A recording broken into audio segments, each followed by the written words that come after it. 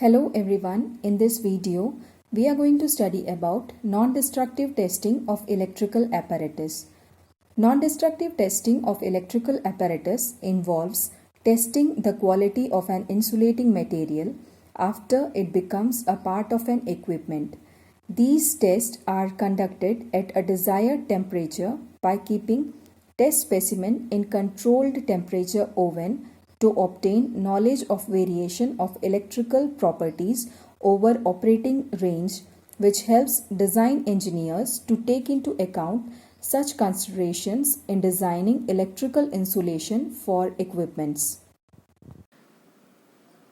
Non-destructive testing methods that permit early detection for insulation faults are of three types. First, measurement of insulation resistance under DC voltage, determination of loss factor tan del and capacitance C, and measurement of partial discharges.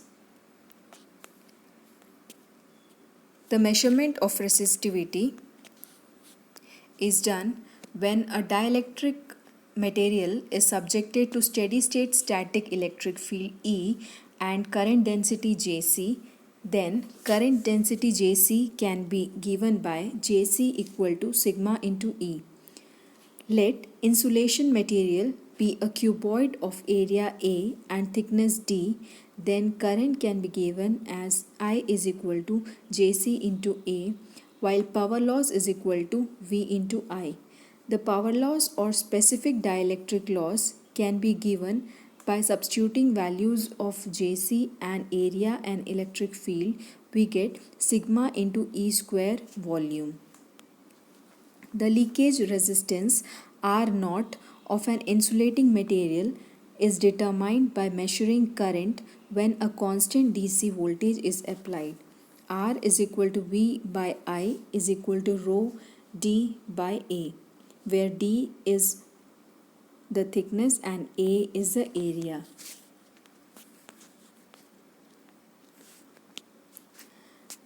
The figure here shows a simple arrangement for measurement of resistivity of insulating material. The DC voltage of 100 volt or 1000 volt is applied between electrode 1 and earth. The measuring electrode 2 is earthed through a sensitive ammeter. The third electrode, known as guard ring electrode, surrounds the measuring electrode and is directly connected to ground so as to eliminate boundary field effect and current surfaces. The width of the guard electrode should be at least twice the thickness of the specimen. And unguarded electrode 1 must extend to the outer edge of the guard electrode. The gap between 2 and 3 should be as small as possible. A thin metallic foil, usually an aluminium or lead, is placed between the electrodes and specimen for better contact. The specific conductivity for most of the insulating material lies between the range of 10 to the power minus 16 to 10 to the power minus 10, which gives current to be measured, of which specimen of the order of picoamperes or nanoamperes. The measuring leads should be appropriately and carefully screened. The measurement of conduction current using DC voltage not only provides information regarding specific resistivity of the material, but it gives an idea of the insulation material condition. If conduction currents are large, the insulation properties of the material are lost.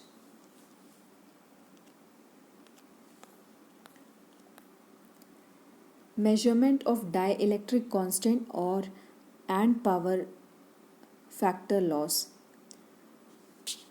The dissipation factor tan del is a ratio of real component of current I omega to reactive component IR. Tan del is equal to IW upon IR is equal to P ideal upon PR.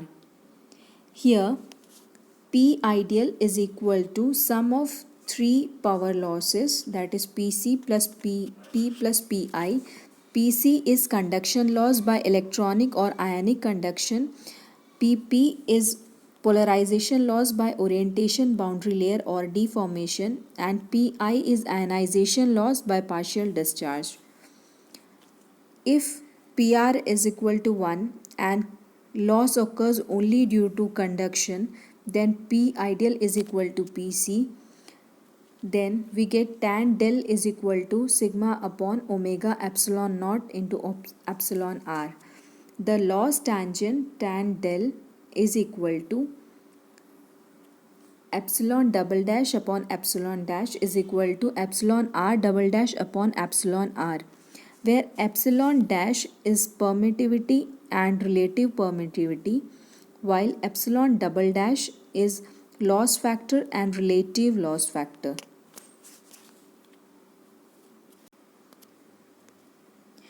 Phasor diagram for a real dielectric material is shown here. Here del is the angle between reactive component of current and total current flowing through dielectric at fundamental frequency. When del is very small, that is tan del is equal to del, then this equals to the power factor of dielectric material.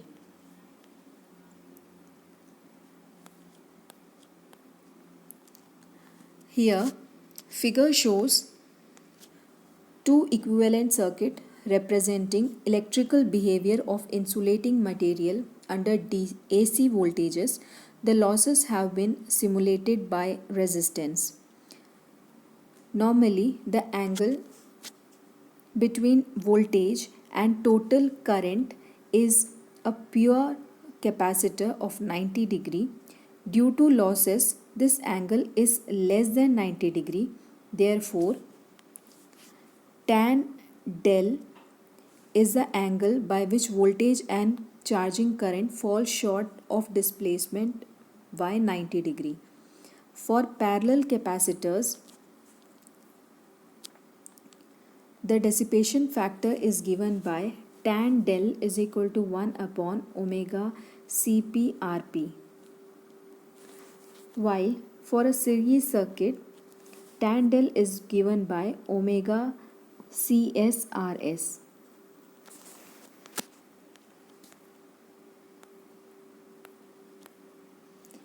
High voltage shearing bridge is used for measurement of small capacitance and dielectric losses, as the bridge uses either high voltage or high frequency supply. A basic high voltage shearing bridge is shown here. The high voltage supply consists of a high voltage transformer with a regulation, protective circuitry and special screening. The input voltage is 220 volt and output continuously variable between 0 to 10 kilovolt. The maximum current is 100 milliamp and it is of 1 kVA capacity. The screened standard capacitor CS, having negligible loss factor over a wide range of frequency. The impedance arm 1 and 2 are very large and therefore large current is drawn by these arms. Impedance of 3 and 4 arm are at a potential of only a few volts. Spark gaps are provided so that whenever the voltage of arms 3 and 4 exceeds 100 volt, so as to provide personal safety and safety for null detector. An oscilloscope is used as null detector.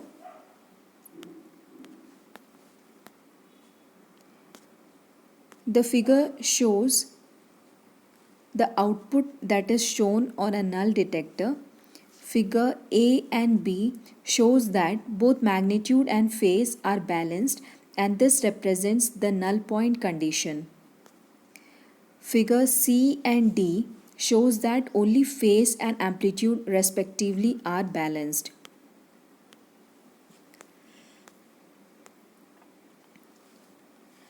A shearing bridge with stray capacitance are used. The figure is shown here. While measuring capacitance and loss factor using AC bridge, the determinal stray capacitance between bridge junctions and ground adversely affect measurements and are the source of error. Therefore, arrangements should be made to shield the measuring system so that these stray capacitance are either neutralized, balanced, or eliminated by precise and rigorous calculations. Here, CA, CD, CB, CC are stray capacitance at junctions A, D, B, C. If point D is earthed during measurement, CD gets eliminated.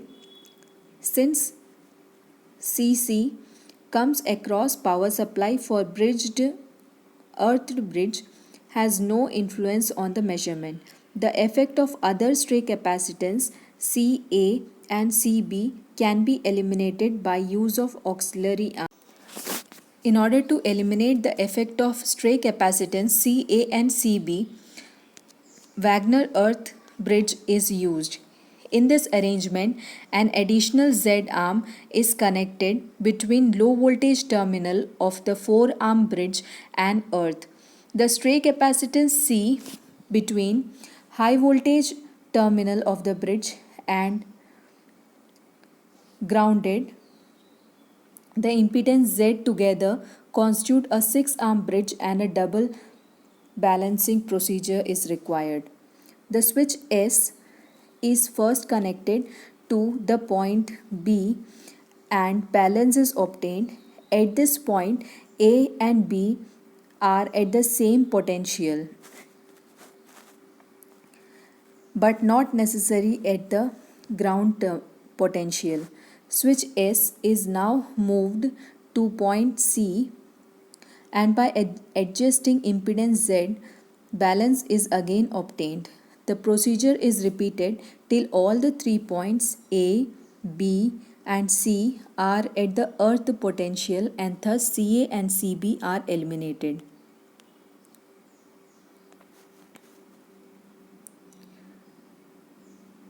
This method of Wagner is rarely used. Instead, an auxiliary arm using automatic guard Wagner earth with a potential regulator is used. The guard potential regulator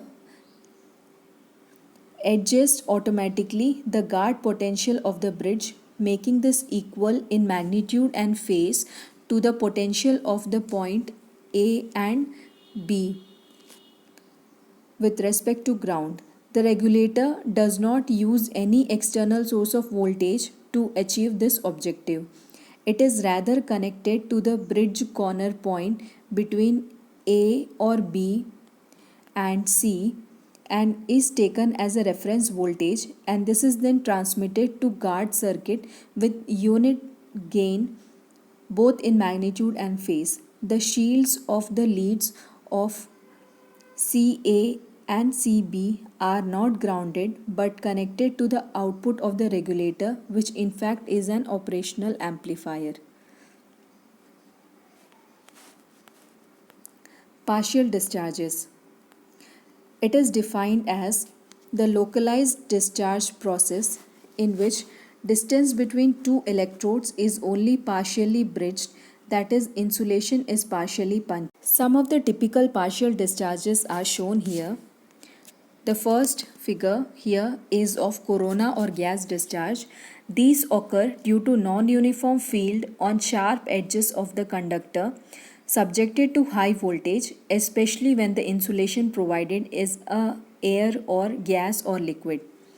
The second and third figure here is of surface discharge and discharges in laminated material on interfaces of different dielectric material such as gas or solid interface. As gas gets overstressed epsilon r times the stress on solid material and ionization of gas. The fourth figure is of cavity discharges. When cavities are formed in solid or liquid insulating materials, the gas in the cavity is overstressed and discharges occur. The last figure is of treeing channels. High intensity fields are produced in an insulating material at its sharp edges, and this deteriorates the insulating material. The continuous partial discharges so produced are known as treeing channels.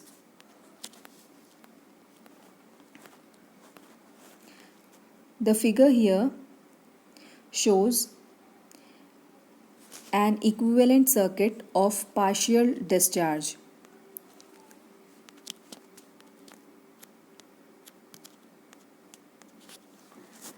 If there is any partial discharge in a dielectric material, these can be measured only across its terminals. Here, a simple capacitor arrangement in which a gas-filled void is present. The partial discharge in the void will take place at the electric stress in void is epsilon r times the stress in the rest of the material, where epsilon r is relative permittivity of the material. Due to geometry of the material, various capacitance are formed. The flux lines starting from electrode and terminal at the void will form one capacitance Cb1 and similarly Cb2 between electrode B and cavity Cc is the capacitance of the void. Similarly, Ca1 and Ca2 are capacitance of healthy portions of the dielectric on two sides of the void. An equivalent circuit is shown here where Ca is equal to Ca1 plus Ca2, Cb is equal to Cb1 Cb2 upon Cb1 plus Cb2, and Cc is the cavity capacitance. Generally, Ca is very much larger than Cb, which is much larger than Cc.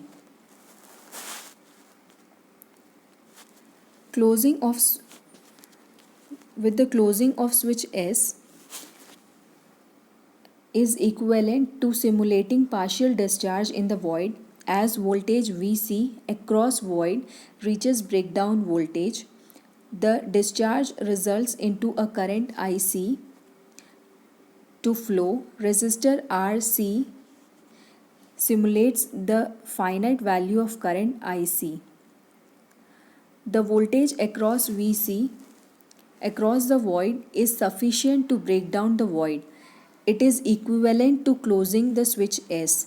As a result, current Ic flows which releases a charge del Qc, which is equal to del Vc Cc, which is dispersed in the dielectric material across the capacitance Cb and Ca. Hence, del Vc is the drop in voltage Vc as a result of the discharge. Here, a graph is shown which shows partial discharge current pulse and frequency spectrum of the pulse. Here, the current is approximated by exponentially decaying curve, and therefore neither I of t and I of j omega vanish, and so a new measure of pulse width is required. The constant time tau is a measure of width I of t. A line tangent to I of t From the first and second figure, it is clear that omega tends to 0, I of j omega tends to I naught tau, which means that DC component of frequency spectrum equals apparent charge in the pulse current. Therefore, the frequency spectrum of partial discharge pulse current contains complete information concerning apparent charge in the low frequency range. In order to have proper integration of the pulse current, the time constant tau of pulse should be greater than time constant of measuring circuit, or bandwidth of the measuring system should be much lower than the spectrum of pulse currents to be measured. Thank you.